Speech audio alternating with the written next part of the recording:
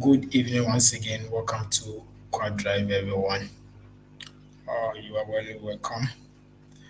I believe we are all doing well. Today we are here to talk about another argomento della patente di guida theory. And if you are now joining me, please you can like the video and also share it if it's helpful to you. And also let's reach out to the mass people so that everybody can get the beautiful and nice information that we are sharing across.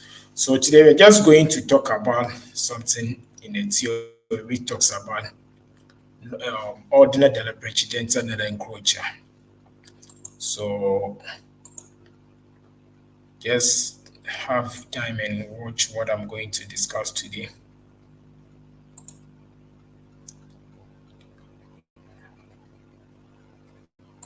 Okay.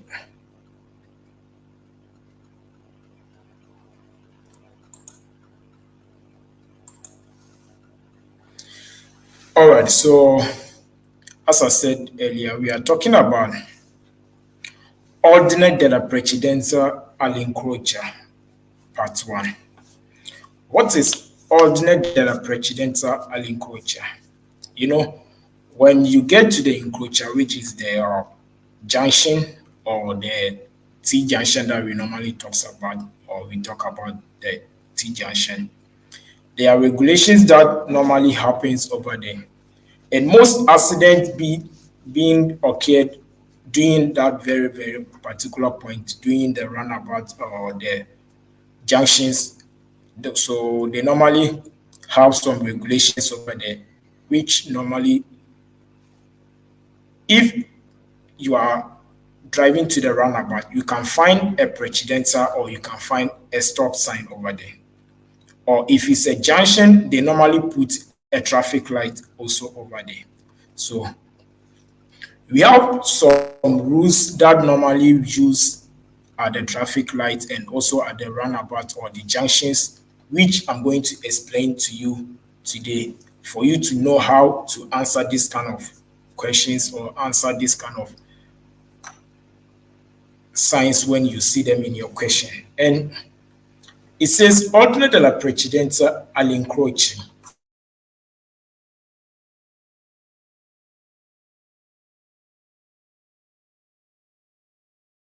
You are driving. Okay. So as you can see on the screen, we have a junction.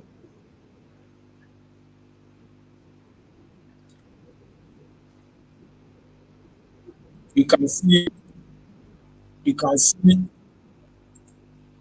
um, a diagram here. Sorry for the distraction. Okay.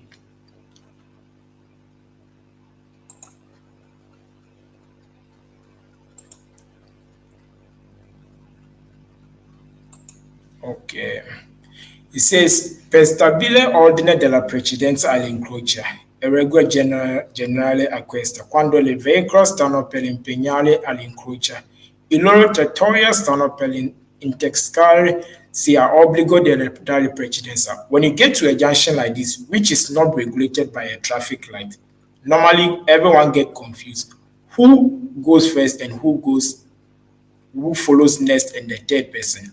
So there is a way that normally being carried at a junction like this, which is the precedenza, as a normal way that when you get there and there is no traffic or there is no one regulating that runabout, you have to use the regulation, normal regulation by what?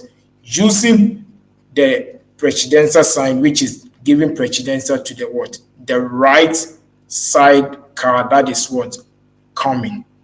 And in a roundabout or in a culture like this, whenever you get here, first of all, you don't need to rush into the lane.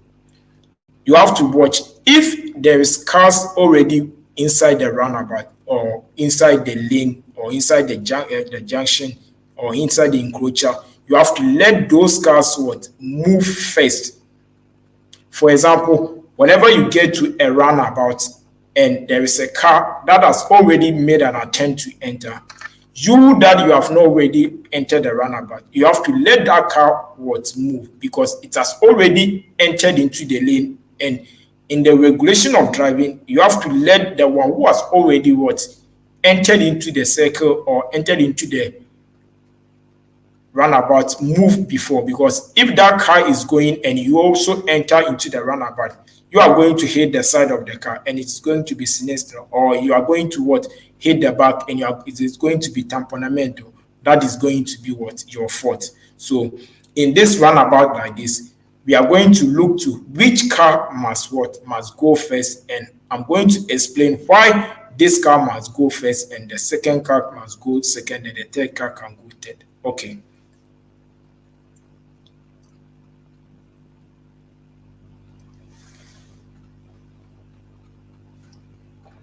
So with this LHE aka here, it says la prima cosa che devi considerare per sapere quali sono i veicoli alla vostra destra o sì quella a cui dovete dare la precedenza. Here, we are going to give precedenza to the car that is at your right hand side.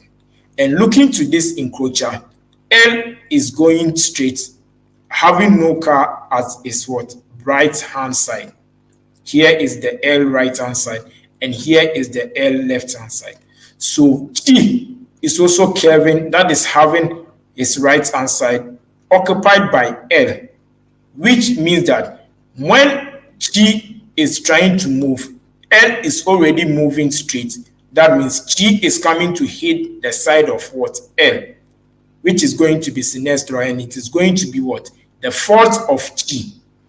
And if T also tries to move, aka is also going to curve, and it is going to be the fault of T, who is going to be in the lane already. So in situations like this, we have to consider which car is going to move first. And most of the times when we are in a center or in a junction like this, the straight cars must move before you that you are curving towards to move inside the lane. Whenever you are driving and you get to a junction or you get to a place that you see that cars are moving straight, you that you are curving to the other side of the road, you have to wait in the middle of the lane and let every car move before you have to go. So I'm going to read what the book is talking about. This segnale here. He said, ma la stabilisci quali sono i veicoli che provengono dalla destra e quelli che provengono dalla sinistra. Per la strada i capita incrocia visibile, quindi all'altro mettiamo che sei alla guida del veicolo C, like you are driving the veicolo C. Ok.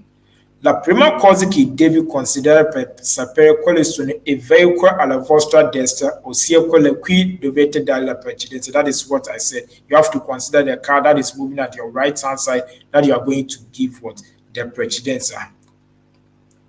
Individualmente, la traiettoria del veicolo C, immaginate di essere la volante da questo veicolo per cui la sua traiettoria capirete facilmente che alla vostra destra si trova il veicolo L. See, that is the C. A destra here is the L. So, in theoria, a destra del veicolo C, which is a destra del veicolo C, is what? The L. And a destra del veicolo H is what? Is C. And a destra del veicolo L is what? No car. So in theory, in situations like this, the car that is going to move first will be what? The L, followed by the G, and the A car will be the last car to move. Because if L move, the destra here is what? Free for G to move. And if G move, L car must be the last car to what? To move. So that is the normal della precedenza dell'incrocio that we are talking about.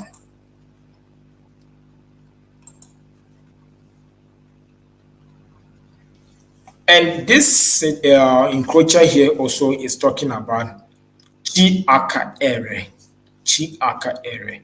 And the chi aka error is simply also an encroacher that we can find in our exams. And what is the movement or what is the directions of this chi arc error? Okay. Iniziate immaginando essere il volante della veicolo C, like you are the driver of the vehicle C, that is a red car. Percorrendo la sua traiettoria troverete il veicolo A, that is a destra here, you are going to see A. Okay. Alla vostra sinistra, come visibile nell'immagine in basso a sinistra, questo punto mettevi al volante del veicolo A. Percorrendo la sua traiettoria troverete il veicolo C, alla vostra sinistra il veicolo R, alla vostra destra il basso il centro. Okay. So, C, A, R, C give precedenza to A give precedenza to R, and R give precedenza to no car coming here. So, in theory, C moves first and A moves second, and R moves last at the encroacher that you are seeing. You say, per quando invece la traiettoria dell'aereo potevi vedere che alla vostra destra non c'è alcun veicolo, come visibile nella tua destra, alla vostra sinistra si trova entrambi il veicolo. Okay, so area here, can see car coming from here, can see car coming from here. So this one gives precedence to this one, this one gives precedence to the area that you are seeing at the other side.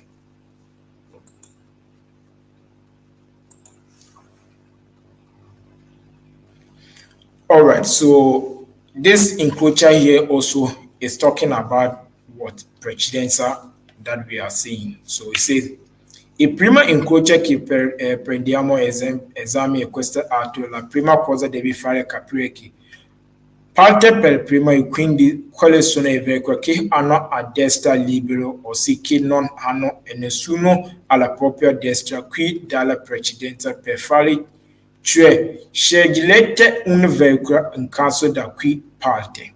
So, R going straight, A going straight, T is curving to the left-hand side. So in situations like this, how is the precedenza going to move?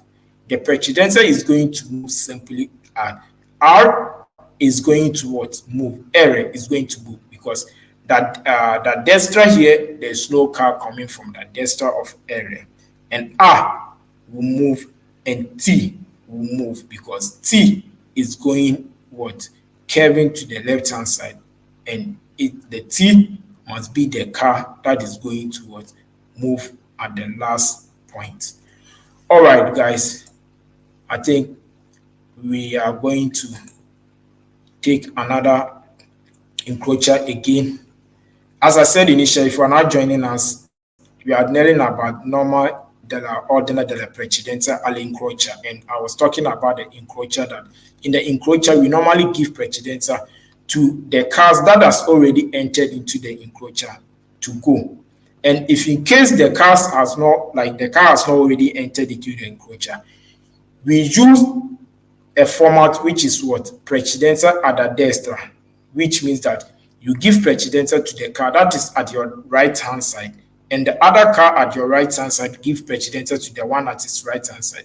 In order for the last car that is not having anyone at its right-hand side to move. So that is why when you are in the roundabout or when you are here, for example, you are here in a junction like this, if this car has already moved, you have to let the car move and go. Because if the car is going and you try to enter again, you are going to either hit the back of the car or you are going to hit the side of the car, which is going to be the fault of your car or going to be your fault. So at situations like this, you have to first look to the car that is having a destra libero. A destra libero. Okay. Let's see what this sign is talking about. Say, il veicolo ad avere a destra libero, mettiamo abbiate scelta parte della veicolo T. Il veicolo avere a destra libero non ha sua destra veicolo B. Quindi non può andare, possiamo il veicolo B, questo ultimo alla destra libero. E quindi il veicolo B può passare. So in situations like this, il veicolo S ha a destra libera, non ha la sua destra c'è il veicolo T, quindi non può passare A.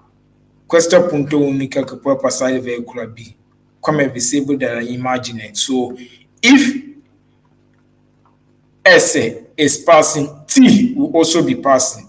And if T is passing, B will also be passing. So in situations like this, either this car is going here or going anywhere, B must go first, and T must follow, and S must follow. So it goes in a way like B, T, S. All right. So that is what the normal della precedenza in Incroci is talking about. So I believe we have got to this point well, and we're going to have another video to continue about the norma della precedenza all'incrocio. Remind you that I said initially, in the roundabout, we normally give precedenza to the cars that has already entered into the roundabout. So when you are driving and you get to a roundabout, you have to wait for the cars that has entered into the roundabout to go before you can what? You can enter. And if it is a junction, as example, a junction that I said I showed you here, for example, this junction like this, we don't rush in entering because we are using norma della precedenza because there is no traffic light. And if there is no traffic light, the precedenza sign is being drawn on the ground here. If it is not on the ground, that means we have to apply the normal precedenza regulations, which talks about giving precedenza to the left side, the right side of the what? Of the road. So in example, as I said, this one here, R give precedenza to what? R, and R give precedenza to this one. So R go first, this one goes second, and T go last. All right, guys, thanks for your time. And if you just join us, we started learning about norma della precedenza. I believe my videos are being helpful to anyone who have subscribed to my channel. Thanks to everyone who have subscribed to the channel. I think at the due time, I'll be getting time to do much videos throughout the whole week, and we are going to learn together. No one is perfect. We are all learning, and I believe my small knowledge that I've got about this driving theory, I'm trying to share it across that everybody can get information about it and also learn with me to pass his theory exams. Many people have watched my videos and they have passed their theory exams, and I think it's a good thing when I see people commenting or sending messages that they wrote the exams and they have passed. I always feel happy because I also took my time to learn this thing and I was able to pass. It's not something difficult, as I always say. With a help of you getting time to work to learn, it's something simple that you can just come out with it. Yeah, believe me, it's not difficult. Yeah, it's not difficult. It just need concentration and need time. Yeah, somebody has passed the exams without even knowing how to read Italian. Why? Because he was able to listen to the words in an audio form and he has been able to pass. So don't just get afraid that, oh, you cannot speak Italian or your Italian is no good. Or no, that is not the situation. It's about practicing and also having devotion, like devoting yourself for the quiz that is going to make you what? Pass the exams. Guys, so it's late and I'm going to leave you here. Thanks also for your time and thanks for watching my video. If you have not shared or if you have not subscribed to the channel, please kindly subscribe to the channel and also share it to your friends, because the more I see the subscription going up, the more I get ginger to want to do more videos and also come on live more often. Thanks once again for your time. Enjoy your evening and have a wonderful night. See you in the next video. Ciao.